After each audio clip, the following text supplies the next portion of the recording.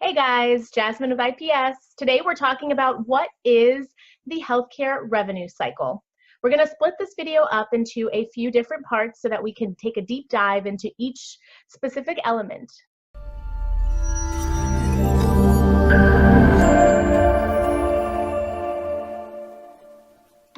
All right, the next step is the patient visit. So again, you need to bridge the gap from the patient scheduling their appointment to them actually making it into the office.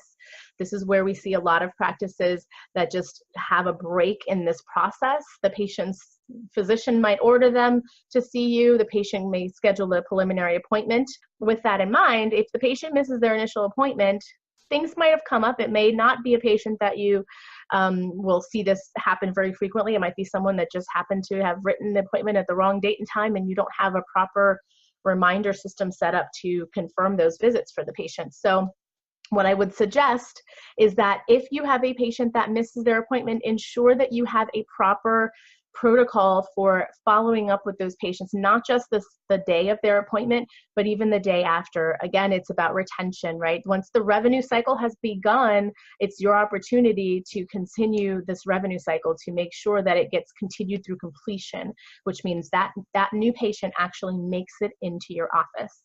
All right? So once that patient is in your office, they are obviously seen by you, the provider, and perhaps are receiving treatment depending on the type of practice you or organization you have. They're perhaps receiving some sort of lab testing or further tests on that initial visit, all of which culminates to you, provider, preparing the charges, deciding what that patient's diagnosis is, getting all of their intake and history, and making a decision on what you should be coding for that visit. So in that entire visit, you then are creating your notes. So whether that is a kind of a SOAP format or narrative, you are going to be completing an EHR, hopefully an EHR note, and then what happens next is the diagnosis and charge capture. So now that we have our diagnosis and we have our charges from the provider, we then can take that and mix it with or combine it with our patient's registration.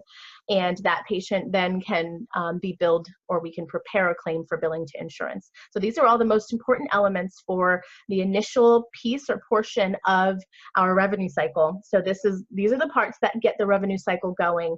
A lot of practices are utilizing things like integrated software that's integrated with an insurance company or a clearinghouse so that they can ensure that the patient's coverage, as I said earlier, is in fact active and ensure that this revenue cycle will result in money.